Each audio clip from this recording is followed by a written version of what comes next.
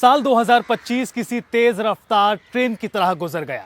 महीनों को अगर 12 स्टेशन मान लिया जाए तो कई महीने राजनीतिक लिहाज से बेहद हंगामेदार रहे, जहां मुद्दों की गर्मी, सड़क से लेकर संसद तक संग्राम और नेताओं में जुबानी जंग, बहुत कुछ देखने को मिला साल 2025 में। अब ऐसे में जब 2025 गुजर गया है तो पीछे नजर घुमाकर देखनी तो बनती है।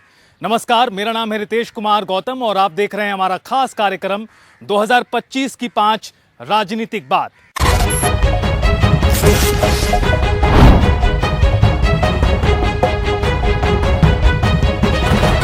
सियासी तौर पर 2025 कैसा रहा, अगले आधे घंटे में आपको दिखाने वाले हैं।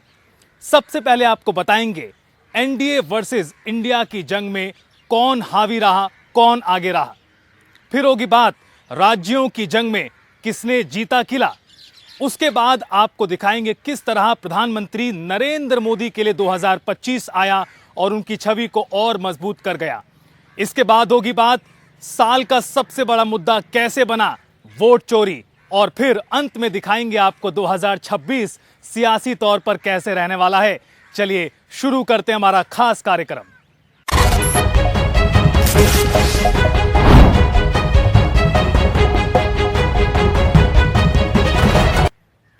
देश की सियासत दो ध्रुवीय होती जा रही है, जहां बड़ा मुकाबला आमने सामने का बन चुका है। बीजेपी के नेतृत्व में है एनडीए गठबंधन, तो सामने है कांग्रेस की अगुवाई वाला इंडिया ब्लॉक। सवाल है साल 2025 में कैसा रहा इन दोनों गठबंधनों का प्रदर्शन और कौन रहा हावी, दिखाते हैं आपको इस रिपोर्ट के जरिए।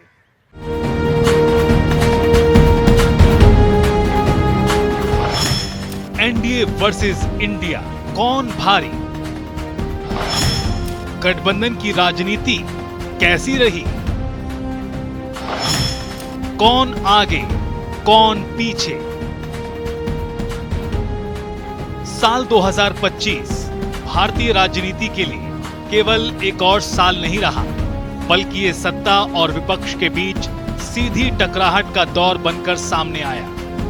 2024 में आम चुनावों से शुरू हुई जंग 2025 में और धारदार हुई। एक और केंद्र की सत्ता में मजबूत पकड़ बनाए एनडीए गठबंधन, तो दूसरी ओर खुद को वैकल्पिक शक्ति के रूप में स्थापित करने की कोशिश करता इंडिया ब्लॉक दिखाई दिया। संसद के भीतर तीखी बहसें और हंगामे, तो संसद के बाहर रैलियां और प्रदर्शन।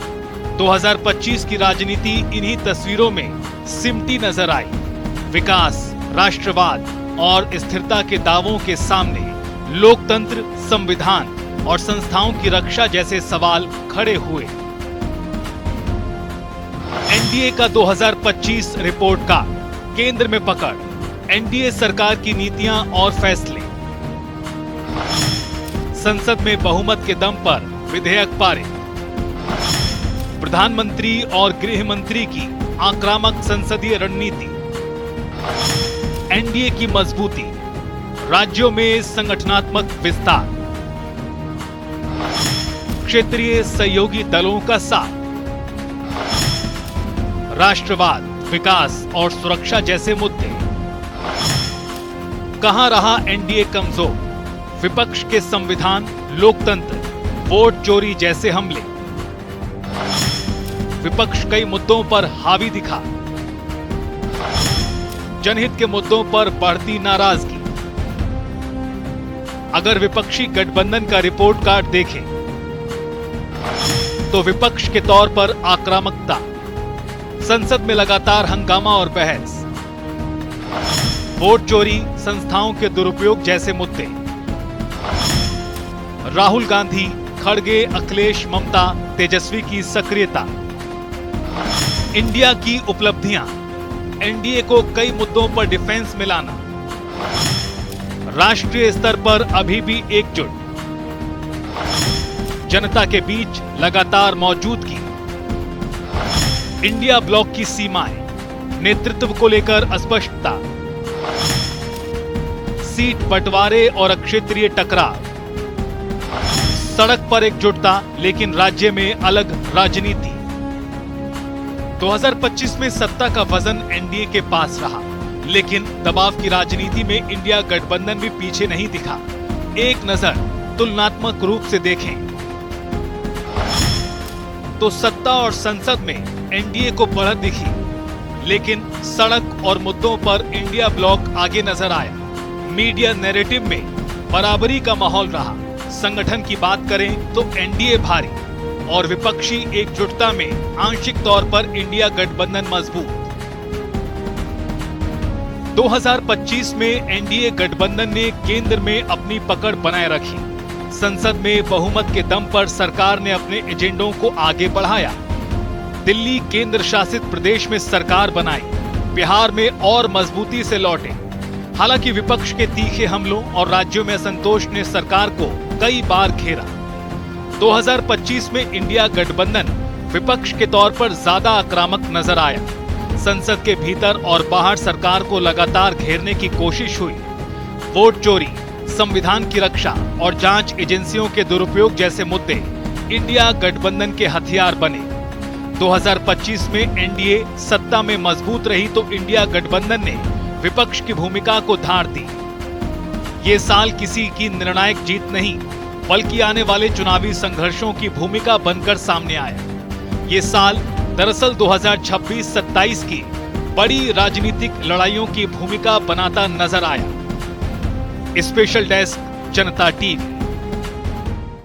तो देखा अपनी रिपोर्ट में 2025 में सत्ता एनडीए के पास रही, एनडीए मजबूत भी हुआ, लेकिन सियासी बहस इंडिया ब्लॉक के इर्द गिर्द घूमती हुई दिखाई दी। यही कहानी है 2025 की।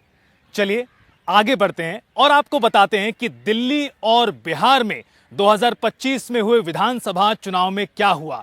दरअसल दोनों ही जगह पर भगवा लहराया, बीजेपी और एनडीए और मजबूत हुआ।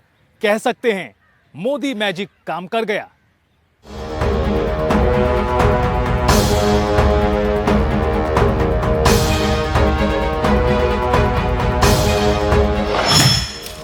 दो राज्य, दोनों में लहराया भगवा।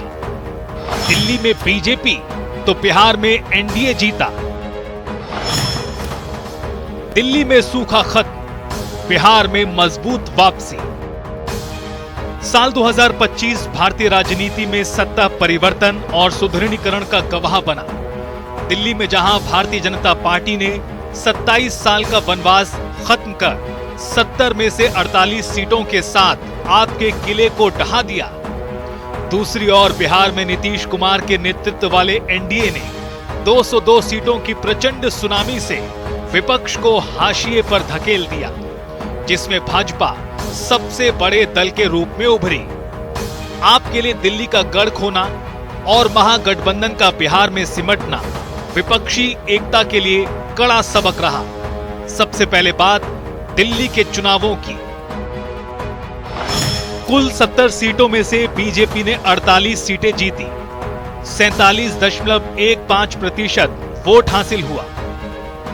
आम आदमी पार्टी ने 22 सीटें जीती, वोट प्रतिशत 43.57% और कांग्रेस एवं अन्य 0 सीटें, वोट प्रतिशत 9.28%। दिल्ली में अरविंद केजरीवाल के मुफ्त मॉडल पर भाजपा का संकल्प भारी पड़ा। सबसे बड़ा उलटफेर नई दिल्ली सीट पर हुआ, जहां भाजपा के प्रवेश वर्मा ने पूर्व मुख्यमंत्री अरविंद केजरीवाल को हरा दिया। शालीमार बाग से जीत कर आई रेखा गुप्ता ने दिल्ली की नई मुख्यमंत्री बनकर इतिहास रच दिया। चुनावी अभियान के दौरान कानून व्यवस्था, भ्रष्टाचार, विकास और केंद्र राज्य टकराव जैसे मुद्दे प्रमुख रहे। नतीजों में जनता ने बदलाव के पक्ष में वोट दिया और बीजेपी के नेतृत्व वाले गठबंधन को स्पष्ट जनादेश मिला। अब बात करते हैं बिहार की।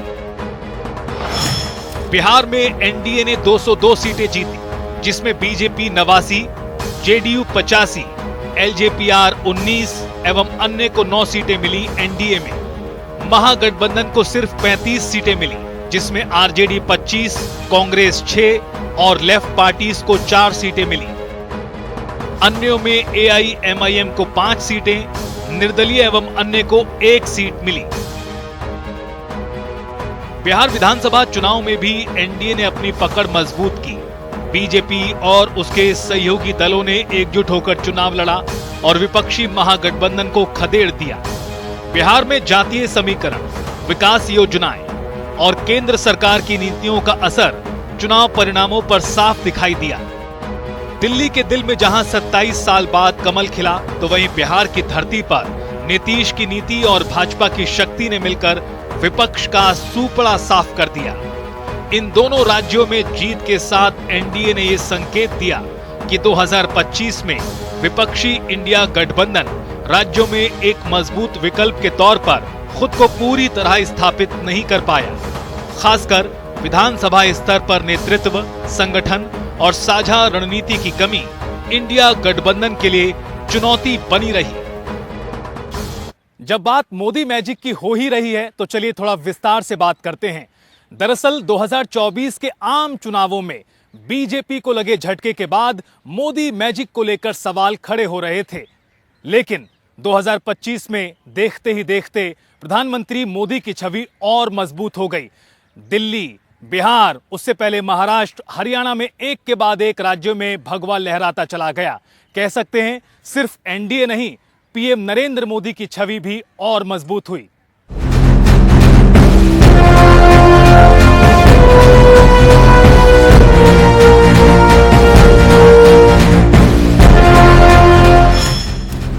और मजबूत हुए पीएम नरेंद्र मोदी। काम कर रहा मोदी मैजिक। प्रभावशाली फैक्टर हैं नरेंद्र मोदी। साल 2025 भारतीय राजनीति में सिर्फ गठबंधनों की नहीं, बल्कि नेतृत्व की भी बड़ी परीक्षा का साल रहा। एनडीए बनाम इंडिया गठबंधन की सियासी लड़ाई संसद और सड़कों से निकलकर सीधे चुनावी मैदान तक जा पहुंची। दिल्ली और बिहार के विधानसभा चुनावों में एनडीए की जीत ने इस साल को और धार दी। क्या प्रधानमंत्री नरेंद्र मोदी की राजनीतिक छवि पहले से ज्यादा मजबूत हो चुकी है? विपक्ष के लगातार हमलों, वोट चोरी और संविधान खतरे में जैसे आरोपों के बीच मोदी ने खुद को एक स्थिर, निर्णायक और भरोसेमंद नेता के रूप में पेश किया। 2025 में मिले जनादेश ने संकेत दिया कि देश की राजनीति में मोदी फैक्टर अब भी सबसे ज्यादा प्रभावशाली बना हुआ है। चुनावी नतीजों की पुष्टि। दिल्ली और बिहार दोनों विधानसभा चुनावों में एनडीए की जीत ने मोदी की चुनावी स्वीकार्यता को दोहराया। राज्य चुनावों में भी मोदी फैक्टर, मुख्यमंत्री चेहरा होने के बावजूद प्रचार और भरोसे की धुरी प्रधानमंत्री नरेंद्र मोदी ही रहे। विपक्षी हमलों के बावजूद स्थिर छवि, संविधान, वोट चोरी और संस्थाओं के आरोप लगे, लेकिन मोदी की छवि अस्थिर नहीं हो पाई। स्थिर नेतृत्व का भरोसा, राजनीतिक टकराव और संसद के हंगामे के बीच मोदी को स्थिर और निर्णायक नेता के रूप में देखा गया। राष्ट्रीय नेता की छवि मजबूत, मोदी सिर्फ भाजपा नहीं, पूरे एनडीए के सबसे प्रभावशाली और स्वीकार्य चेहरे बने रहे। संगठन और नेतृत्व का तालमेल, स्थानीय नेताओं को आगे रखकर भी मोदी ने केंद्रीय नेतृत्व की भूमिका निभाई। जनादेश को विश्वास में बदला। 2025 में वोट सरकार से ज्यादा नेतृत्व पर भरोसे का संकेत बना। वैश्विक लोकप्रियता का शिखर, अंतर्राष्ट्रीय रेटिंग्स में पीएम मोदी को दुनिया का सबसे विश्वसनीय नेता माना गया।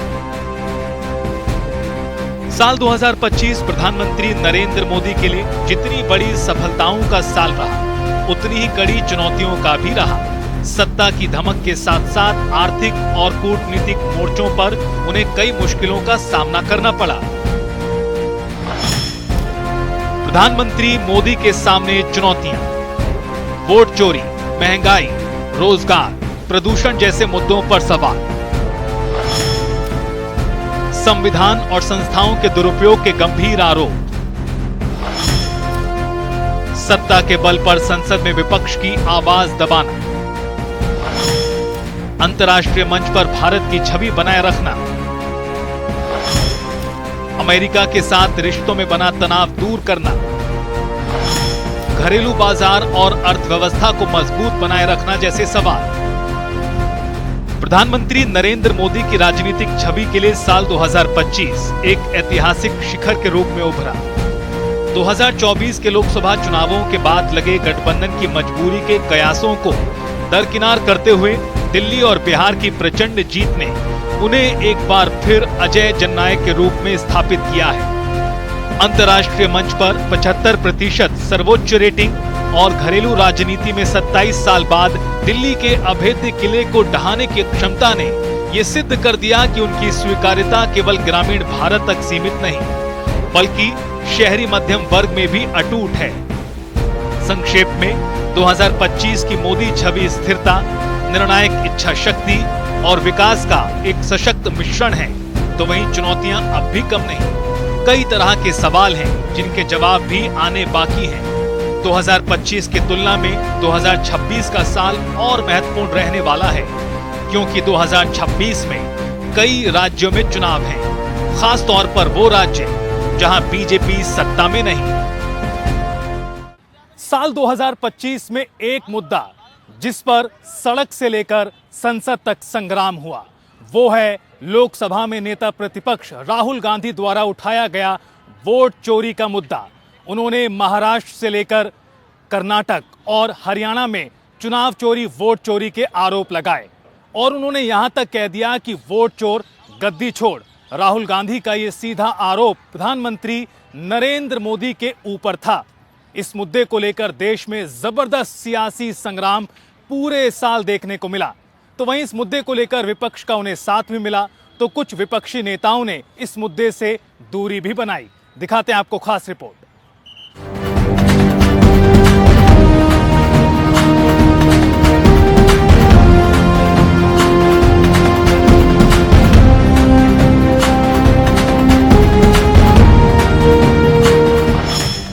लगातार चर्चाओं में वोट चोरी का मुद्दा।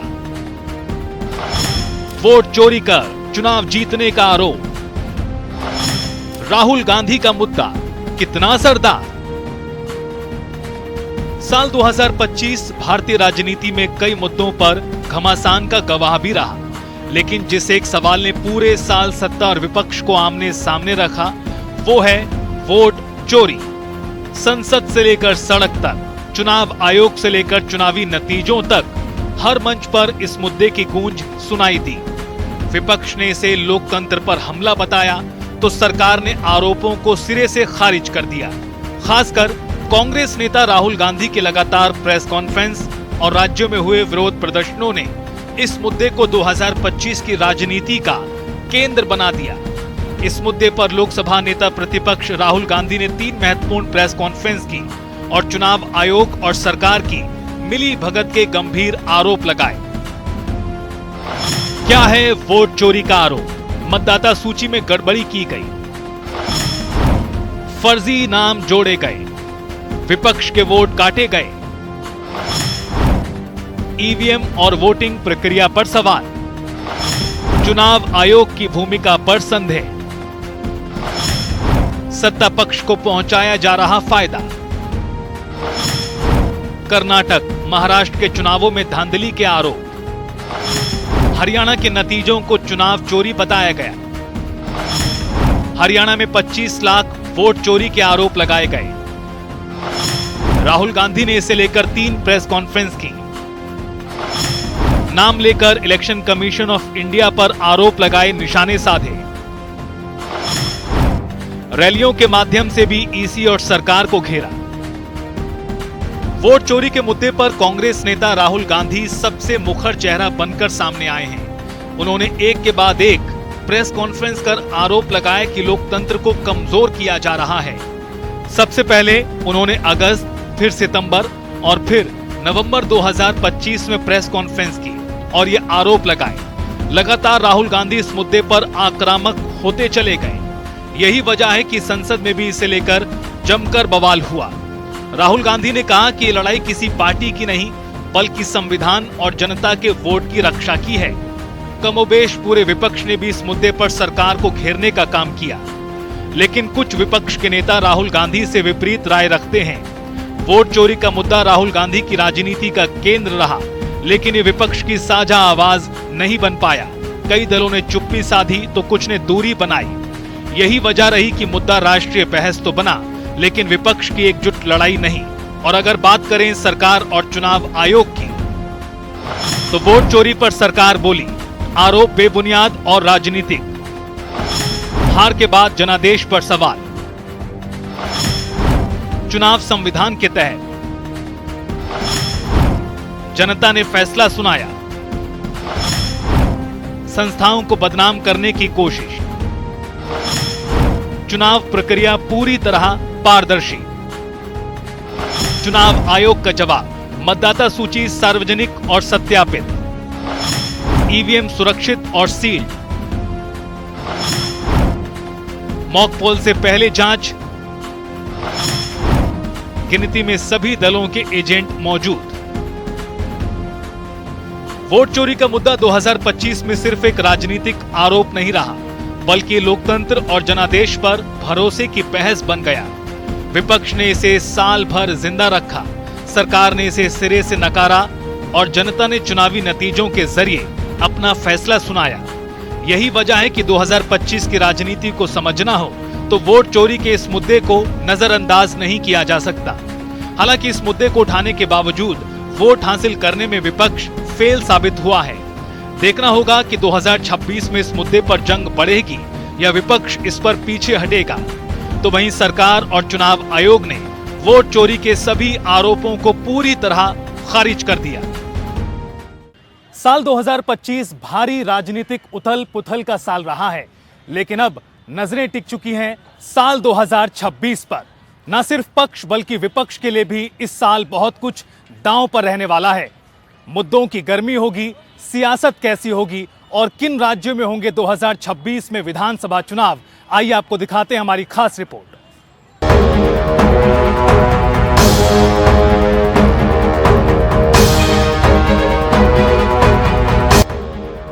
साल 2025 की तीखी सियासी बहसों और चुनावी टकराव के बाद अब भारतीय राजनीति की नजरें 2026 पर टिकी हैं। 2026 सत्ता और विपक्ष दोनों के लिए अग्नि परीक्षा साबित होने वाला है। जहां एक और एनडीए सरकार के सामने विकास, रोजगार और महंगाई जैसे वादों को जमीन पर उतारने की चुनौती होगी, तो वहीं दूसरी ओर इंडिया गठबंधन के लिए अपनी एकता, नेतृत्व और वैकल्पिक राजनीति को साबित करना जरूरी होगा। 2026 में होने वाले राज्य चुनाव और संसद के भीतर होने वाले टकराव 2029 की सियासत की दिशा तय करेंगे। यही वजह है कि 2026 को भारतीय राजनीति का निर्णायक टेस्ट ईयर माना जा रहा है। आइए आपको बताते हैं 2026 में किन राज्यों में विधानसभा के चुनाव होने हैं। पश्चिम बंगाल, सीटें 294। विधानसभा चुनाव 2026 में निर्धारित है। वर्तमान में तृणमूल कांग्रेस की टीएमसी की सरकार है। ममता बनर्जी मुख्यमंत्री हैं। भाजपा और टीएमसी के बीच कड़ा मुकाबला होने की उम्मीद। तमिलनाडु, सीटें 234। 2026 में होने हैं विधानसभा चुनाव। टीएम के नेतृत्व वाला सेक्युलर प्रोग्रेसिव अलायंस सत्ता में है। एमके स्टालिन मुख्यमंत्री हैं। इस बार सुपरस्टार विजय की नई पार्टी टीवीके मैदान में है। राज्य में मल्टी कॉर्नर फाइट होने की उम्मीद। केरल विधानसभा चुनाव, सीटें 140। वामपंथी मोर्चा, एलडीएफ की सरकार। पिनाराई विजयन मुख्यमंत्री हैं। हर 5 साल में सत्ता परिवर्तन का रिवाज रहा। कांग्रेस सरकार बनाने की संभावना। बीजेपी भी चुनौती देते हुए मैदान में। असम, सीटें 126। बीजेपी के नेतृत्व वाली एनडीए की सरकार। हेमंत बिस्वा शर्मा मुख्यमंत्री हैं। कांग्रेस पार्टी यहां कड़ा मुकाबला दे सकती है। पुडुचेरी, सीटें 30। विधानसभा चुनाव 2026 में होना तय। एन रंगासामी के नेतृत्व वाली एआईएनआरसी और भाजपा गठबंधन की सरकार। कुल मिलाकर 2026 का साल भारतीय राजनीति के लिए निर्णायक मोड़ साबित हो सकता है। असम से लेकर पश्चिम बंगाल, केरल से लेकर तमिलनाडु तक होने वाले विधानसभा चुनाव सिर्फ राज्यों की सरकार तय नहीं करेंगे, बल्कि 2029 की राष्ट्रीय राजनीति की दिशा भी संकेतों में तय करेंगे। जहां सत्ता पक्ष के लिए ये भरोसे और प्रदर्शन की परीक्षा होगी, तो वहीं विपक्ष के लिए खुद को एकजुट और विश्वसनीय विकल्प के तौर पर पेश करने का मौका। जनता की नजरें अब वादों से आगे नतीजों पर होंगी। यही वजह है कि 2026 सिर्फ चुनावों का साल नहीं, बल्कि सियासी संतुलन का साल माना जा रहा है। तो ये थी 2025 की 5 राजनीतिक बात। एनडीए वर्सेस इंडिया का मुकाबला हो या फिर वोट चोरी के मुद्दे पर सियासी शोर, प्रधानमंत्री नरेंद्र मोदी की छवि की बात हो या फिर बात हो विपक्ष के सबसे बड़े हथियार वोट चोरी के मुद्दे की, देश की सियासत में साल 2025 में बहुत कुछ घटा और बहुत कुछ बढ़ा है। लेकिन अब देश 2025 के सियासी शोर से आगे निकलकर 2026 में प्रवेश कर रहा है और 2026 में होगी नेतृत्व और परफॉर्मेंस की असली परीक्षा। साथ ही साथ विधानसभा चुनावों के जरिए जनता देगी सियासत का संकेत, जो 2029 की कहानी की भूमिका तैयार करेगा। फिलहाल इस खास पेशकश में इतना ही। नमस्कार।